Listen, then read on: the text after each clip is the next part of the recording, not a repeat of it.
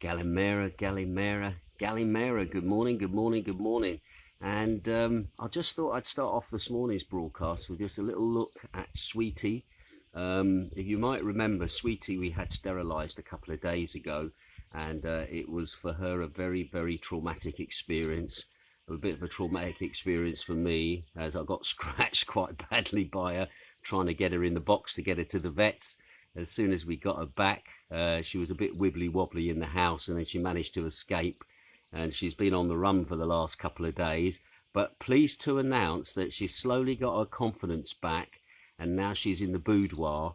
A little lad's been coming to check on her. We've been feeding her all over, under trees and under cars, but Jane's managed to stroke her a couple of times, so her confidence is coming. So it's just a matter of time before I think, you know what, I think she'll be back in the house again like she was before. But having her sterilised was for the best, actually, because I don't think, one, she could have had any more kittens. She had a struggle with the last kittens that she gave birth to, and it's not fair for her to go through that struggle again. And the one kitten, little Pickles, who survived, he's been a good lad to his mum, and has done a really nice little... it's really nice to see the two of them together, actually, because she really does love her little boy. Bless her. Yeah, so there you go. There's the lovely Sweetie in the boudoir. Right, looking at the weather today then, it is a hot one. Can I say thank you to Amanda, who sent me a message yesterday, referenced the weather. Today it's going to be approximately 32 degrees Celsius, but it's going to feel like 37. She says also be aware, Ginge, we're expecting a heat wave to start on Sunday. And she said, surely it can't get any hotter. Trust me, I was looking at my bike thermometer last night when Jane and I went out for dinner. And even as we left the house yesterday evening to go up the hill to the restaurant that we went to, which is called Heaven in the Skies, I think is how it's translated. It was still 38 degrees on my bike thermometer as we left here at around about, 9 o'clock, just before 9 o'clock in the evening. It was still warm then. Anyway, let's have a quick look.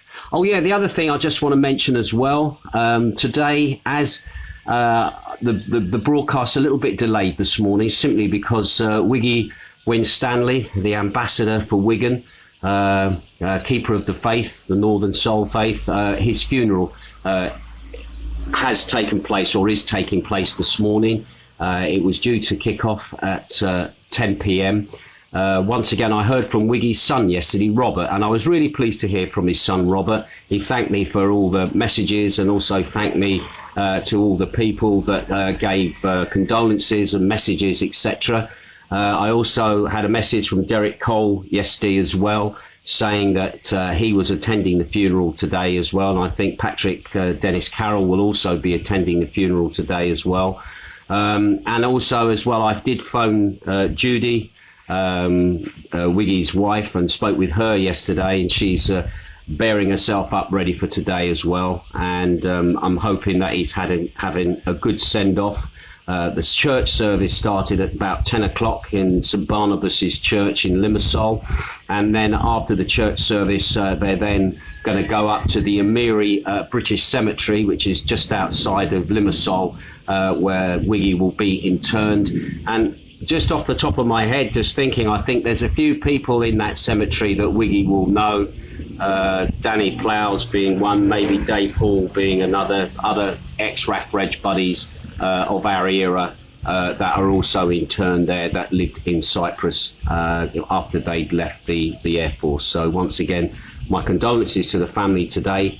All the best, and let's Wiggy, you've not been forgotten, mate. In fact, I think you've made more new friends over these last few months than at any other time in your life since being in the Air Force. Anyway, so all the best, mate. Also as well, just a little reminder for you, for those people here on Zakynthos, the Panhellenic at Macardo is on this weekend. I went up yesterday morning just to have a little scout around. There is a small market being set up, nothing on the scale that we're used to. So if you're here on holiday, or if you live here on the island and you've never experienced the Panhellenic of Macardo, that's like virtually a mini St. Denis's Day celebration, where the faithful come from all over the country normally, and they basically all come to pay their respects. The Iron Mavra church is actually one of the oldest churches in Greece, Christian churches. It is believed, and this is sort of legend, that Mary Magdalene actually visited the church when she did a tour, as it were, of the Mediterranean, and she ended up in the Greek islands. The church was affected a few years ago in 2005 by a very, very major fire, which basically destroyed the church near enough. And it's been restored very slowly. There's an on-site carpenter. He's done an absolutely magnificent job at the moment in restoring the church. And even just to go in and just have a look at the work that's been done since the fire. Again, there's theories about the fire, which I'm not going to go into. But again, a lot of time and effort has been put into the reconstruction of the church. And there should be a lot of people coming to visit this weekend. And it'll be interesting just to see how this weekend plays out. Normally, where we are now would be absolutely rammed with people, hundreds and even thousands of people coming to pay their respects at the Iron Mavra. But we'll wait and see how it plays out this year. Right, let me just quickly switch the screen round so that you can see my face this morning, although I'm a little bit in shadow, simply because it is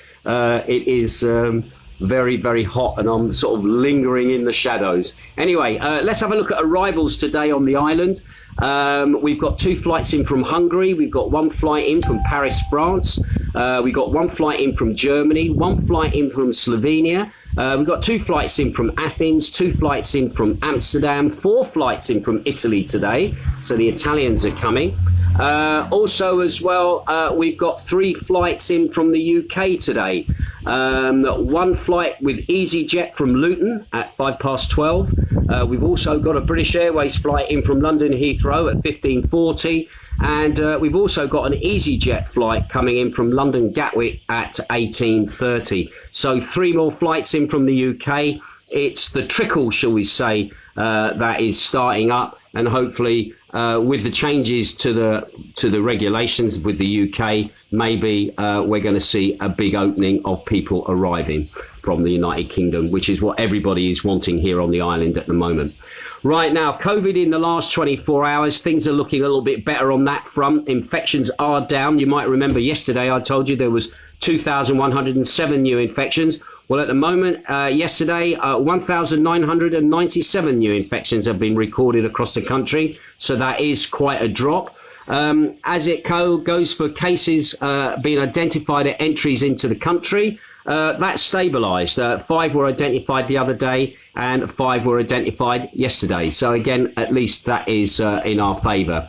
As for infections in the prefectures, at the moment, as far as I'm aware, there's been no new cases recorded in Zakynthos at the moment, which is good. However, related to that story, this is not with Zakynthos, but this is to do with other parts of the country. At least 40 children and 7 adults in 2 summer camps in the northern area of Greece and Crete have been tested positive for coronavirus. Local media revealed yesterday. The first outbreak was in a camp in the region of Hania, which is in western Crete, where more than 30 children and an unsuspected number of employees were found to be infected. Now, according to the zarpanosnews.gr, camp officials are believed to have known about the infections as early as Monday, but initially denied their existence. Anyway, the mother of an infected camper said her child had a fever when she took him from the camp on Wednesday, which prompted her to test him for the virus. Both the child and her have actually tested positive. The summer camp announced that it will be closing until July the 15th, and that it will require a negative rapid test from all the children when it reopens. it's also said that no visits will be allowed from outsiders. So there you go, children being affected there in Crete and also in northern parts of Greece. Once again, just to remind you that the infection level for Zakynthos for the month of July, we've still only had 4 cases that have been identified here for the month of July. And also the previous month in June, we had 7. So again, we're still a very, very low rate here on Zakynthos. When it comes to deaths at the moment across the country, that's just risen just ever so slightly. 10 new deaths were reported the day before yesterday. Today, I can report to you 12 new deaths. Again, that brings the death toll now up to 12,785 since the pandemic started. 96% of those people had underlying health problems or were over the age of 70. Now, interestingly, and I think this is the most interesting figure of all, critical cases in hospitals, that is still on the decline at the moment. Okay, 153 cases I last reported to you. That is now down to 141 critical cases in hospital. 95 of those are male, 46 of those are female. The average age of critical patients is 67 years of age. 83.5% have underlying health issues or are over the age of 70. Right, so let's have a look at the news then. Right, today's news then, the Canadian Prime Minister Justin Trudeau has announced that unvaccinated tourists will not be allowed to enter Canada when restrictions are lifted. At present, fully vaccinated international tourists are not permitted to enter Canada, although officials have said that restrictions will soon be coming to an end. So Canada is another country like Italy that is announced that unvaccinated tourists will not be allowed to enter the country. Anyway, an article that I saw this morning actually, which I've been mulling over, a local article printed by the Hermes News, reference vaccinations. Now, I'm not exactly 100% sure where the person in this interview is coming from, but I'm going to read you the story. Once again, it's been translated from Greek. I've tried to anglify it as best as I can, but this is what basically has been written today. Right. The need for citizens to be convinced on the basis of correct information and reasonable argument about the importance of vaccination was underlined by the President of the POEDIN, which is the Panhellenic Federation of Public Hospitals. Now, Mr. Ginge, speaking on Hermes Radio, said nothing that measures such as those benefits cannot be considered correct. He also referred to the issue of obligation, which is strongly discussed with the priority for health professionals, emphasising that health personnel participate en masse in the vaccination and is a social group that has the largest percentage of vaccinations, reaching 90%. Now, the president of the Association of Public Hospitals even referred to the extent that our hospitals are ready for the arrival of a 4th wave of the pandemic, noting that they are optimistic that the number of people who will need hospitalizations will be smaller. Now, this state should convince citizens with arguments to be vaccinated. Our weapon is vaccinations, and badly lately the personal means of protection have weakened in the need for the economy and tourism to function. There are measures of personal protection, but also responsibilities of those responsible for the mask that, in our opinion, should be worn outdoors when there is overcrowding, said Mr. Ginge, emphasising that we should not forget the very important issue of, since even today, very few samples of the Delta variant are detected in Greece and many samples are sent abroad.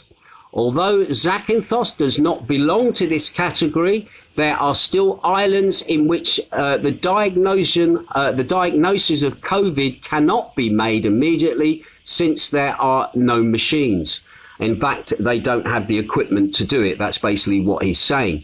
Now, the slogan that was given for non-COVID islands, but vaccination is not enough for permanent residents, as the same is required for visitors and incoming employees, said the president of the association, emphasising that the major issue is not the vaccination of health workers, who have proceeded to be, to a large extent, to be convinced, but to convince society that there is an immunity in the population. I think what he's basically getting at is this. 90% of the health workers have decided voluntarily to have the vaccine and are happy to have it. What he's saying, I think, is the fact that it's not so much the health workers being vaccinated, because basically 90% of them are already being vaccinated. But what he's saying is that the overall society being vaccinated, they have to be convinced that they need to have the vaccination. But also, with the amount of people that are already being vaccinated, a kind of herd immunity is already being built up anyway. So in some situations, I feel still very strongly that if you want to have the vaccine, that is your right to go ahead and have the vaccine. However, if you don't want to have the vaccine, which is in my case, then obviously you should still be able to do that. However, you should not incur the wrath of those that are already vaccinated to say that, oh no, you're doing the wrong thing by not having it. But also by the government itself, who is putting you in a position where we're going to say, just because you've not been vaccinated, we're going to take away all your benefits or whatever you're entitled to, because you haven't conformed to what we want you to do. And again, nobody is forcing people with asthma to take their asthma medication. Nobody is telling people when they're getting into a car that you're likely to be involved in a car crash and have an accident. When has a government ever in the past forced people to have a vaccine when they don't want it, has then bribed their population with money, with marijuana, as they've done in America, with free drink, to have a vaccination which is supposedly for your benefit? Things, to be honest, are just not stacking up. And those people now who are being told, if you're not vaccinated, you will lose your job. Again, is that right? Should you be allowed that? And the bit of advice that I've been given today for people who find themselves in that position, still turn up for work, double test, turn up for work, get that person, whoever it is, to then sack you so that you effectively have lost your job, and then see what happens then. All right? Because at the end of the day, it's a subtle, if you're not vaccinated, you can't come to work. All right? You need to be told you're fired before you are not going to be able to work. All right? And also, I read a very interesting little article this morning about how people would rather conform than rather object. And those people that conform will have a go at those object, and those people who object will probably conform simply because they don't want to be subjected to the ridicule of others, because you're not conforming with the rest of what everybody else wants.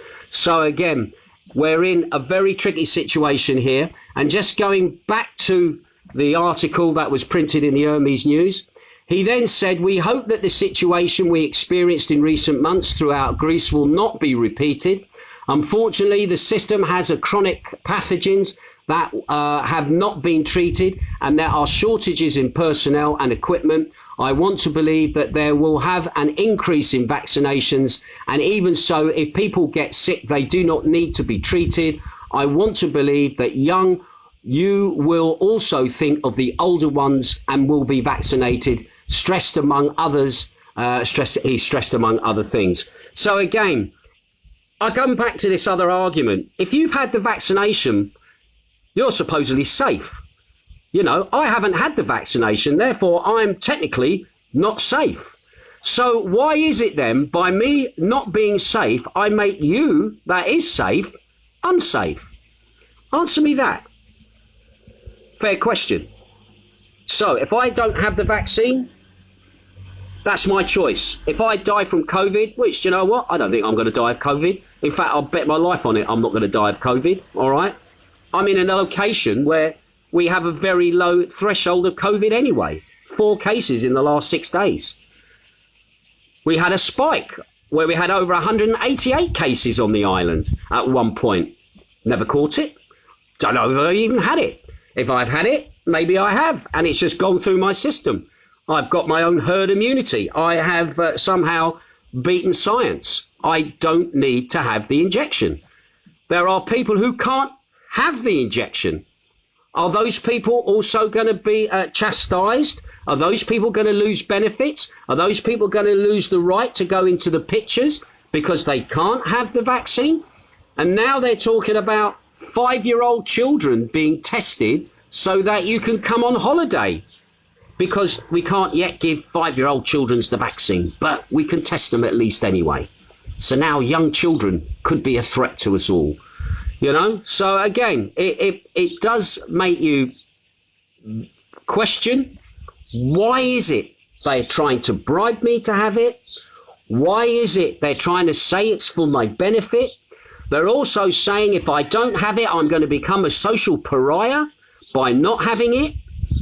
You know, those people, there are people that I do know who've had the vaccine.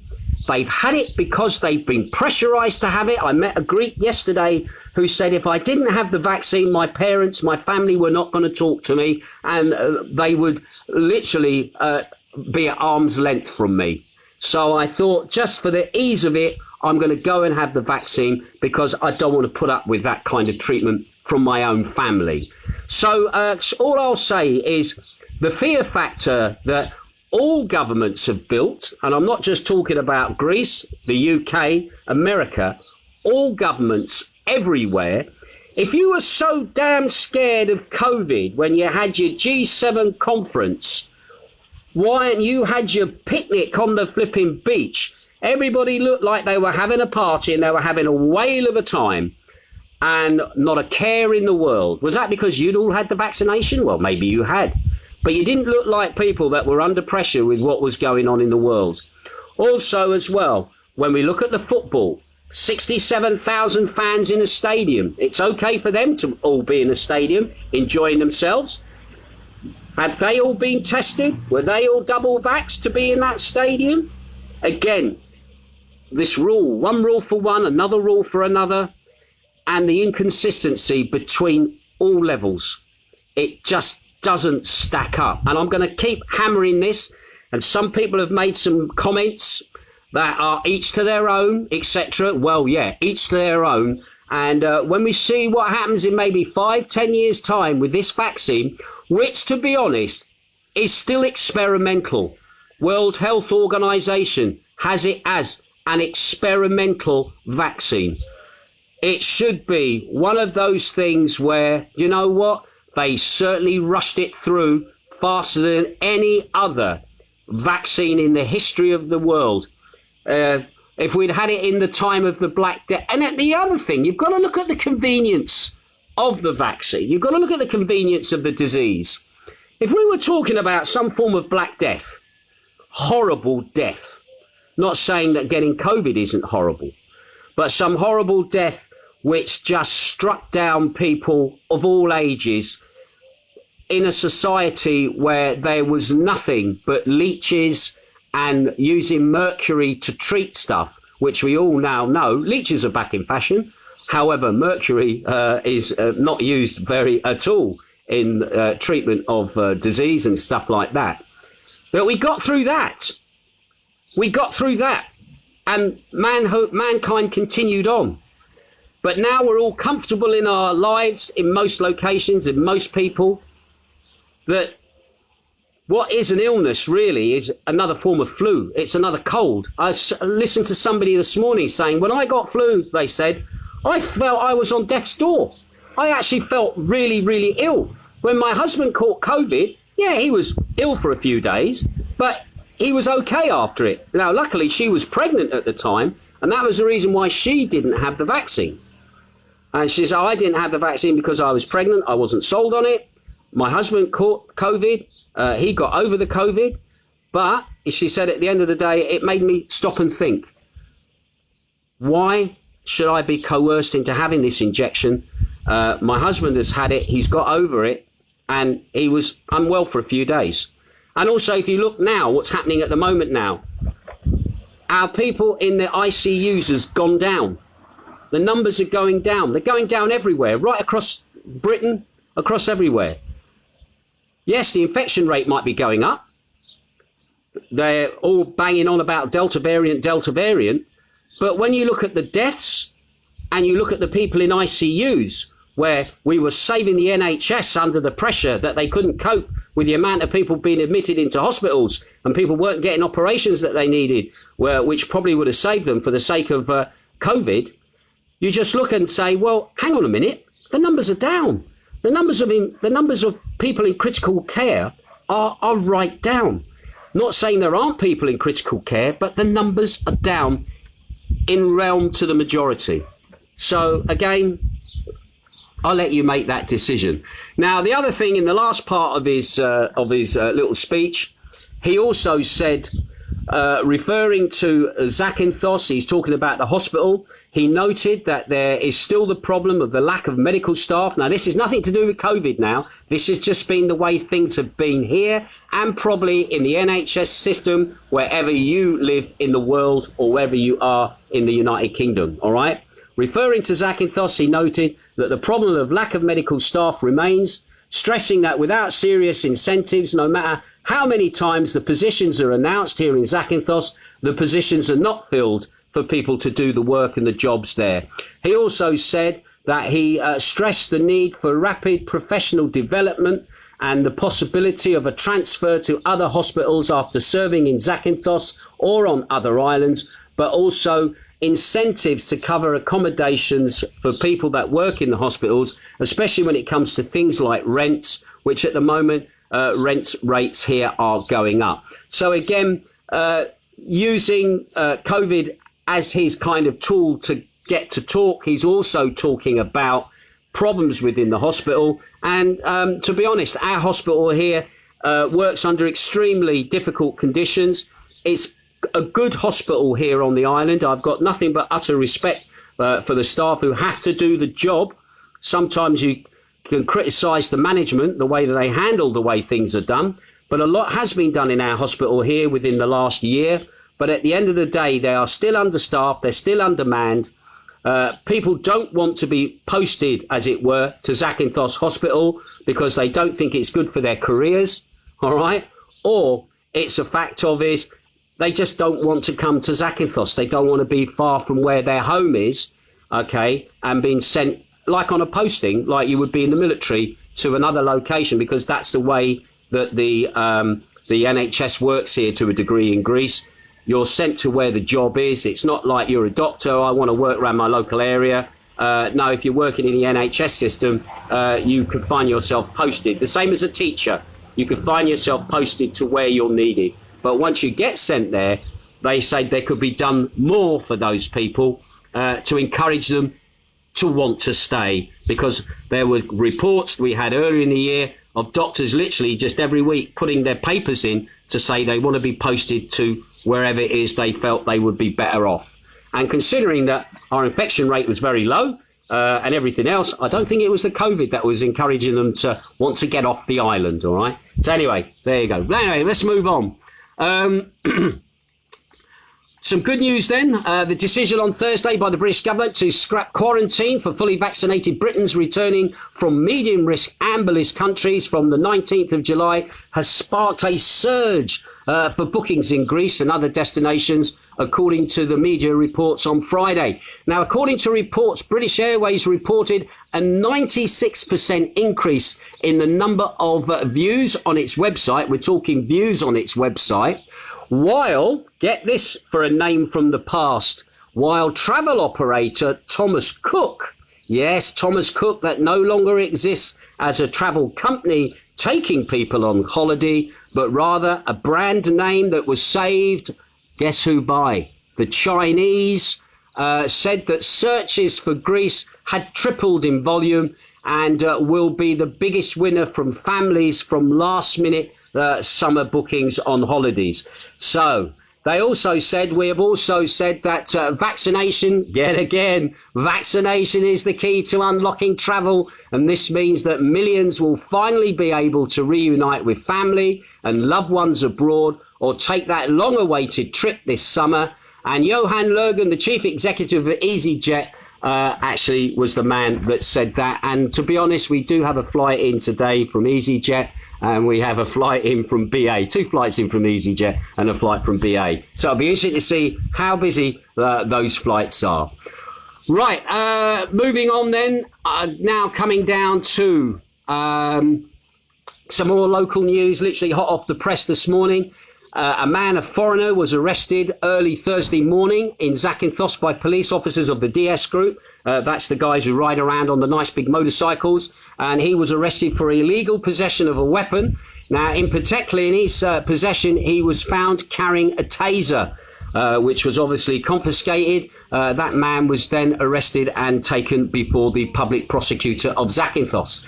Now, in the meantime, the police have been out busy again. In the area of Laguna, there was another arrest made in the early morning of the hours of Friday by police officers. They arrested again a person described as a foreigner for possession of raw cannabis weighing 19 grams and also a small amount of cocaine as well.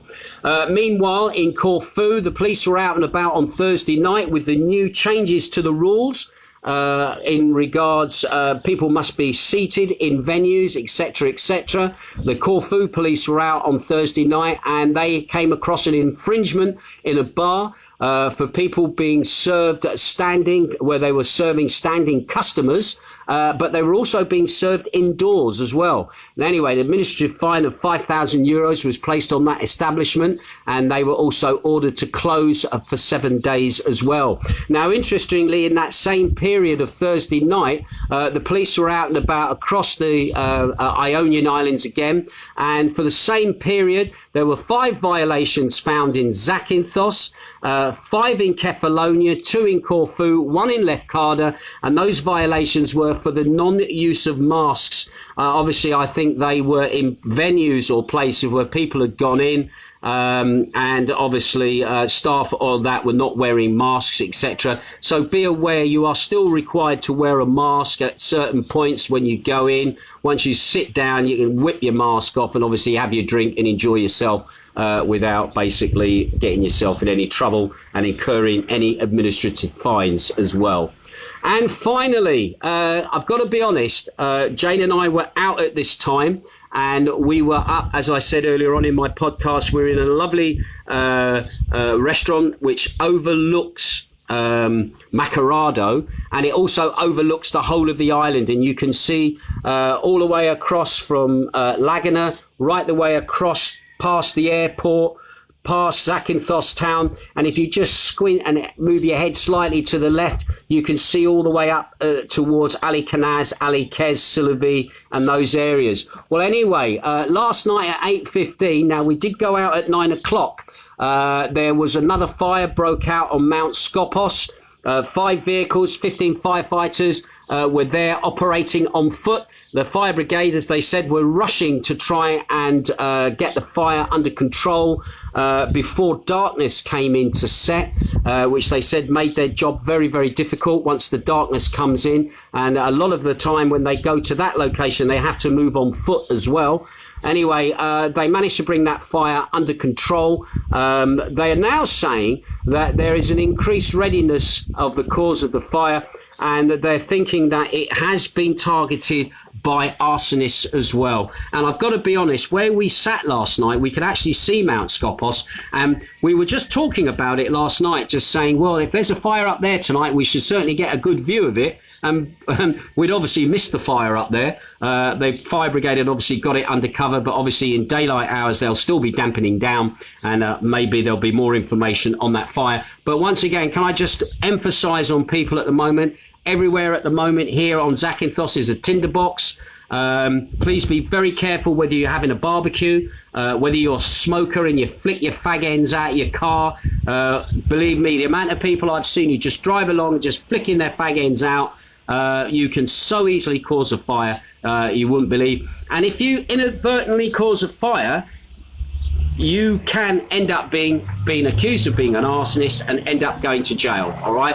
Just bear that in mind. Just because you accidentally cause a fire, that doesn't get you out of the fact that you've created a fire. So just please bear that in mind. The law here is very strict, very draconian, and please just be very careful if you're going to be using naked flames for whatever it is you plan to do.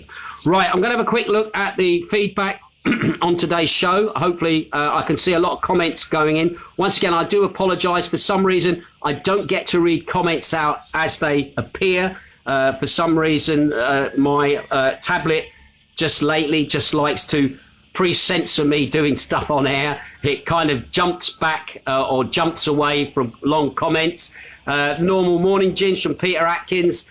Brian Darlington is watching. Nice to have you tuning in. Teresa Ann Huggett. Can I thank you for your comments on the broadcast yesterday as well, Teresa? Thank you very much. Peter Atkins again. Brian Darlington. I'm just flicking down. Teresa Nash. I'm going to see if I can get to any of these comments here. Oh, do you know what? It's so annoying. Heather Nash says, good morning to you and Jane. Hope you enjoyed your meal last night. Yes, we did. And I've got some great pictures to put up. And you can obviously see what I'm talking about in regards to fire. If we'd seen the fire, we'd have seen it last night. There's no two ways about it. Anyway, Teresa Ann Huggett, Peter Atkins again. I know people have been putting comments. You know, it's just really annoying that I just cannot react to your comments as they come up. It just wants to keep chucking it back to the beginning. I'm just going to have another go. No, it's not letting me get to any comments that people have put up, especially any long comments that people may post up. Right, I'm going to leave it there at the moment. Going to wait and see how today plays out. Once again, can I thank those people who tuned in yesterday night to my Beats radio show, my dance anthem show. Once again, can I just say, we were given figures last week of the amount of listeners that station has. And in the UK alone, that radio station has over 150,000 listeners in the UK alone, not counting all the other thousands of people who listen across the world. The numbers are extraordinary. Please, if you're ever at an end, you need a bit of music to lighten your day, tune in to beatsradio.co.uk. My show from last night should be repeated tonight, as far as I'm aware, at 9 p.m. Don't forget that tomorrow I've got my Northern Soul show, and that's a tribute show to Wiggy Winstanley. That show was recorded after the news was given that he'd passed away, so it's a different kind of a show. So that is on tomorrow night. I've let the family know about that as well. And can I say thank you to the Winstanley family for all your messages as well. It's been greatly appreciated. So that is tomorrow night at 7 p.m. Your time in the UK. 5 o'clock your time in the UK, 7 p.m. my time here in Greece. The Northern Soul show, and that show is doing phenomenally well on beatsradio.co.uk. And also, don't forget, tomorrow it's also the football as well. So again, it's a toss-up between the two. I'll probably be perusing and watching the football at the same time. Right, that's it from me. Once again, I'll keep my ear to the ground. Dave Lismore, who asked me about vaccinations, testing for going back to the UK. I'll do a little bit of checking on that for you, fella. I'll get some prices for you as well. And we will see what happens, all right, for you wanting to go back to the UK. It's very easy. I assist in doing it as far as I'm aware, but I'll go in and confirm, see how much they're charging, and I'll let you all know as well, so that you're obviously prepped for those people who are now going to be able to go home, but you've got to do a test before you go, and you've got to do one test when you get back, but at least you're not 10 days quarantining, so at least you can go back to work once you've had your holiday. Right, anyway, that's it from me. I'll let you get on, and I'll keep my ear to the ground and I'll be back in touch. Ta-ra!